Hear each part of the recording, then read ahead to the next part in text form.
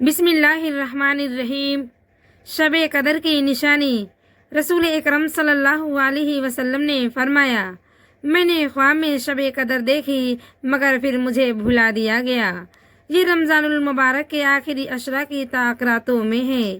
یہ رات پاک اور باوقار ہے، نہ زیادہ گرم ہوتی ہے اور نہ ہی ٹھنڈی۔ اس میں شیطان نہیں نکلتا یہاں تک کہ صبح صادق نہ ہو جائے۔ اس رات کے بعد والی صبح جب سورج نکلتا ہے تو اس میں زیادہ گرمی نہیں ہوتی۔